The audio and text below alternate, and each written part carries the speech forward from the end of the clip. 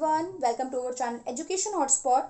तो हम जो एमए सोशियोलॉजी का चैप्टर कर रहे थे, थैंक यू ऑल कि आप लोगों को इतना अच्छे से समझ में आ रही हैं चीज़ें, आप लोग इतना सपोर्ट कर रहे हैं। Yes, I will try. देखो, फैब के एग्जाम तक तो मैंने पहले भी कहा था, आई कैन नॉट अश्योर कि मैं आपका सिलेबस कंप्लीट करा पाऊंगी बिकॉज टाइम नहीं है फैब तक बिल्कुल भी, ठीक है। बट जून तक आई कैन एश्योर यू कि हम एमएसओ 1, 2, 3, 4 सब कवर करके चलेंगे। डू नॉट वरी, जिनका एग्जाम जून में है वो साथ में बने रहिए, ठीक है। वीडियो आने में डिले जरूर हो सकती है, बट उसमें आप खाली नहीं है। आपके पास प्रीवियस वीडियो अवेलेबल है, आपके पास बुक स्टडी मटेरियल अवेलेबल होगा, नोट्स है। आप लोग प्लीज उसको प्रॉपर देख के चलिए। नोट्स टेलीग्राम चैनल जल्दी से ज्वाइन कर लीजिए, बिल्कुल बिना टाइम वेस्ट कीजिए, क्योंकि टेलीग्राम पे मैं सारे नोट्स जो है वो शेयर करती रहूंगी पूरे पूरे चैप्टर के आप लोगों के साथ। तो प्लीज जल्दी से जल्दी टेलीग्राम चैनल को आप लोग ज्वाइन कर लीजिए, ठीक है।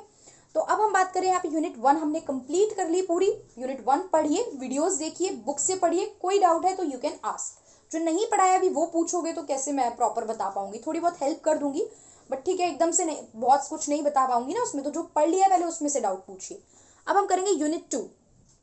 यूनिट 2 जो है वो कंसेप्ट एंड थ्योरी के बारे में है, ठीक है। यूनिट 2 जो है वो किसके बारे में है? Concept and theory. ये है हमारी यूनिट 2 का नाम। तो सबसे पहले तो हम इन वर्ड पे जाएंगे। 2.1 जो है हमारी बुक में वो है हमारा टॉपिक इंट्रोडक्शन। तो इंट्रोडक्शन अगर हमें लेना है तो सबसे पहले तो हम ये देखेंगे कि कंसेप्ट क्या होता है और थ्योरी क्या होती है। देखो, किसी भी वर्ड्स का टेक्निकल मीनिंग अगर हम देखें तो वो हो जाता है कंसेप्ट। आप नहीं, छोटे पे जब हम लोग स्कूल में थे या कॉलेज में भी आप लिखते होंगे, ग्रेजुएशन में अपनी, तो आपको बोलते होंगे explain the concept of this, explain the concept of globalization. तो concept means you have to tell everything. Concept means what is globalization, क्या है, इम्पैक्ट क्या पड़ा है, क्या चीज है। तो concept means you have to tell everything. तो टेक्निकल मीनिंग जो भी होता है उन शब्दों का, उसको क्या कहते हैं? कंसेप्ट कहते हैं।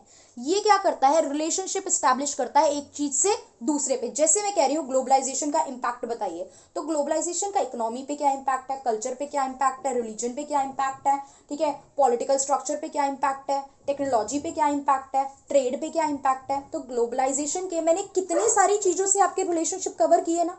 तो यहाँ पे मैं कंसेप्ट की बात कर रही थी, तो it signify the relationship with one another, ठीक है। अब इसको फिजिक्स, केमिस्ट्री, बायोलॉजी हर जगह यूज किया जाता है। ये जनरली एक्सपेरिमेंट पे बेस्ड होता है।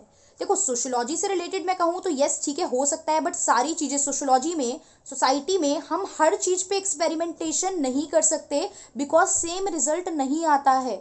चीजें वेरी करती हैं फ्रॉम पर्सन टू पर्सन। ये बात बार बार हमें ध्यान रखनी है, ठीक है। जो बच्चे पहले से पढ़ रहे हैं उन्हें तो पता ही होगा, बट जो नए हैं सोशियोलॉजी की फील्ड में, उन्हें ये जानना है कि जो सोशल चीजें होती हैं वो पर्सन टू पर्सन वेरी करती हैं।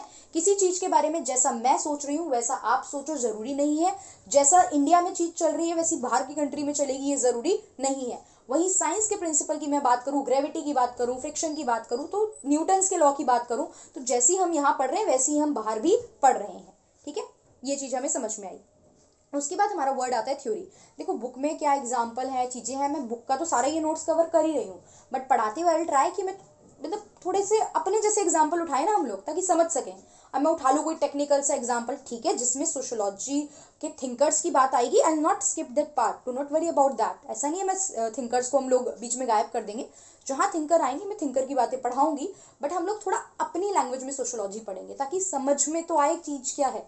वरना तो वो एमए की बुक उठाते हो आप लोग इग्नू वाली, डर जाते हो पढ़ के, क्या लिखा है समझ ही नहीं आ रही चीजें। तो यहाँ पे थोड़ा से कंफर्ट लेवल लाओ सोशियोलॉजी के साथ, ठीक है। खेलेंगे, अच्छे खासे वर्ड्स में खेलेंगे, सब कुछ समझ में भी आएगा, सब याद भी रहेगा, डोंट वरी अबाउट दैट। तो हम बात करें अब थ्योरी की। थ्योरी क्या होता है? Concept in interaction lead to the formulation of theory. जब आप कंसेप्ट के साथ इंटरेक्ट कर रहे हो, समझ रहे हो चीजों को, तो वहीं पे हम एक जो है डिराइव करते हैं थ्योरी का कंसेप्ट। अब सोशल थ्योरी का मीनिंग देख लो थोड़ा सा, सोसाइटी से लिंक करके पढ़ रहे हैं ना सोशियोलॉजी में, तो क्या मीनिंग होता है?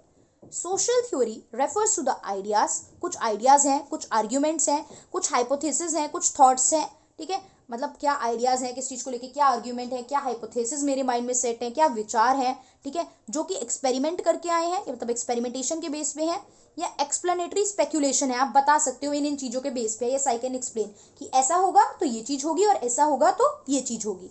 About what, how and why human societies, ठीक है। हाउ, कब एंड, मतलब कब, कैसे, क्या ये जो ह्यूमन सोसाइटी है ये फॉर्म हुई है, या तो चेंज हुई है, या फिर डेवलप हुई है ओवर द टाइम और डिसअपियर। कैसे ह्यूमन सोसाइटीज बन रही हैं, चेंज हो रही हैं, डेवलप हो रही हैं, और कैसे कुछ सोसाइटी जो पहले थी, जैसे प्री हिस्ट्री, स्टोन एज था, आज नहीं है ना वो स्टोन एज, तो ये सब चीज़ें कैसे डेवलप हुई और किस तरीके से हट गई हैं, ये सब हम किस में देखते हैं, ये सब कंसेप्ट हम पढ़ते हैं सोशल थ्योरी में। आप हिस्ट्री में पढ़ रहे हो, सोसाइटी की तो स्टडी कर रहे हो, प्री हिस्ट्री में इंसान कैसा था, क्या यूज़ करता था, देन इन बिटवीन आके आयरन एज आई, ठीक है, उसके बाद इतने सारे और भी मेटल्स आ गए, तो this is what study of the society.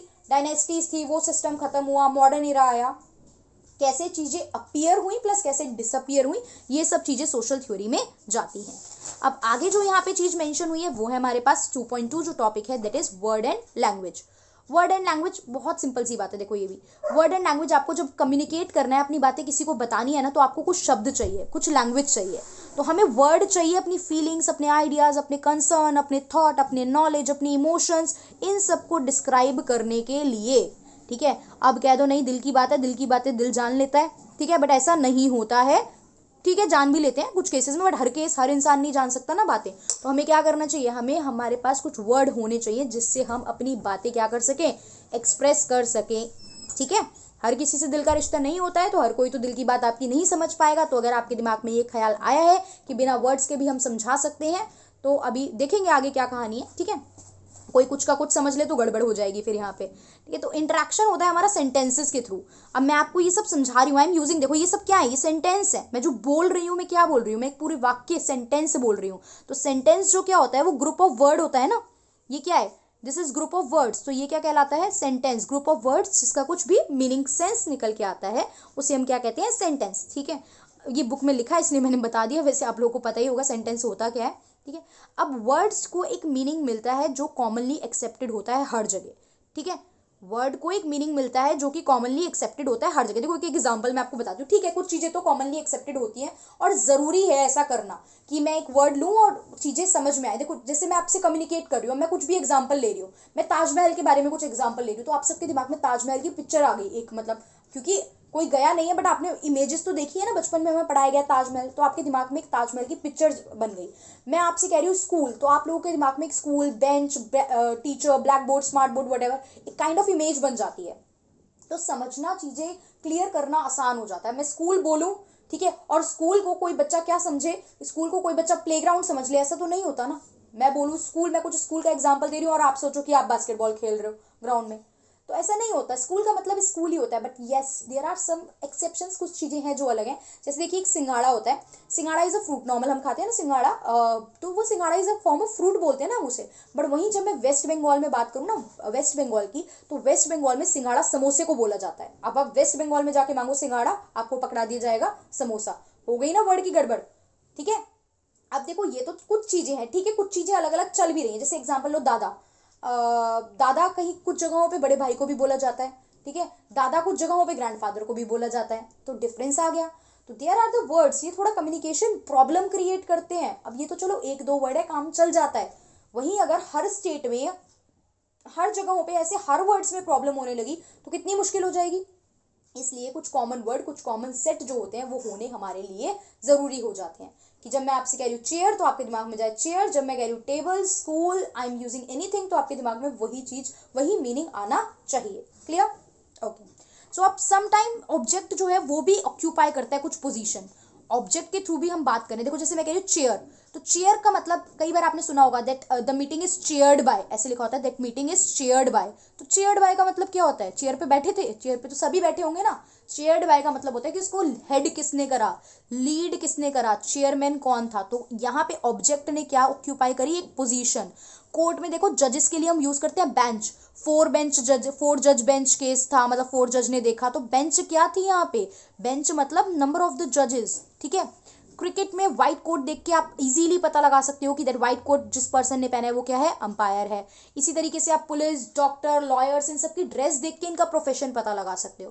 तो कुछ चीज़ें, कुछ सिंबल्स, कुछ एक्सप्रेशन, कुछ ऑब्जेक्ट भी होते हैं जो कम्युनिकेट करते हैं, जो चीज़ें बोल रहे हैं। मुझे कोई पुलिस वाले की ड्रेस में इंसान दिख जाएगा तो I can easily guess that yes this person is a police officer, ये पर्सन एक पुलिस ऑफिसर है। तो आपके दिमाग में वो चीज़ें बनने लगती हैं, ठीक है। अब साइंस भी यूज हो सकते हैं, ठीक है। साइंस यस बोलना, नो बोलना, ओके के लिए हम थंब दिखाते हैं, यस, ठीक है। बहुत सारी चीज़ें हम साइंस से बता देते हैं, ठीक है।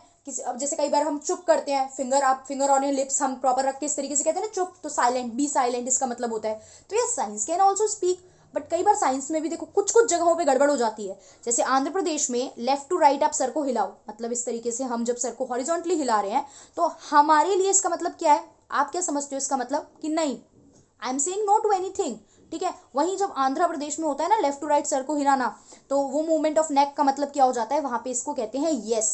वहां पे ये जो मूवमेंट हो जाती है क्या हो जाती है, यस। अच्छा, अगर किसी ने चुप चुप के मूवी देखी हो, देख शाहिद कपूर वाली मूवी, उसमें आपको राजपाल यादव का अगर वो प्रॉपर सीन याद हो, जहाँ पे उस बेचारे से खाने के लिए पूछा जाता है और वो क्या कर देता है, वहाँ पे मना कर देता है, क्योंकि लैंग्वेज डिफरेंट होती है, आप अंडरस्टैंडेबल नहीं होती है वो लैंग्वेज, तो वो तो प्रॉपर चीज़ें हो गई। तो ऐसी भी चीज़ें कई बार प्रॉब्लम क्रिएट कर देती हैं, है ना। उसके बाद यहाँ पे कुछ और एग्जाम्पल है, जैसे thumbs up means okay for me ना, yes I am okay with the thing, या ऑल गुड, या ready to go, thumbs up is this. But कुछ चीज़ों, कुछ जगहों पे थम्स अप डिस्कार्डिंग के लिए यूज़ किया जाता है। लाइक हम कहते हैं ना ठेंगा दिखाना, ठीक है, ठेंगा दिखाना किसी को इज लाइक कि मतलब हम किसी को डिग्रेड कर रहे हैं, डिस्कार्ड कर रहे हैं, चीज़ों को लेके मजाक उड़ा रहे हैं। तो thumbs up can also mean different for different person, ठीक है। तो ये चीज़ होती है, तो that's why there is a need कि एक कॉमन अंडरस्टैंडिंग हो, कुछ कॉमन वर्ड्स हो, एक कॉमन चीज़ हो जिससे लोग चीज़ें समझ सकें, विच मतलब वो बहुत ज़रूरी हो जाता है। तो मैं बात करूँ कंसेंशुअल मीनिंग की, तो कंसेंशुअल मीनिंग क्या होता है, when words have same meaning, जब शब्दों का सेम मीनिंग होता है, that is understood by all at least in a defined group. मतलब ऐसे शब्द जिनका सबके लिए कॉमन मीनिंग है, बहुत ज़्यादा डिफरेंस नहीं है उन मीनिंग्स में, उसको हम क्या कहते हैं, कंसेंशुअल मीनिंग कहते हैं। क्लियर, जो भी मैं पढ़ रही थी मैं कुछ डिफरेंस भी बता रही थी, बट यहाँ पे डिफरेंस नहीं होता, यहाँ पे वर्ड्स का जनरली क्या होता है, सेम मीनिंग होता है। Is that clear. तो अभी हमने 2.1 एंड 2.2 टॉपिक यहाँ पे कवर कर लिया है, नेक्स्ट वीडियो में हम इसी को आगे कंटिन्यू करेंगे। So that's all for today. Thank you for watching.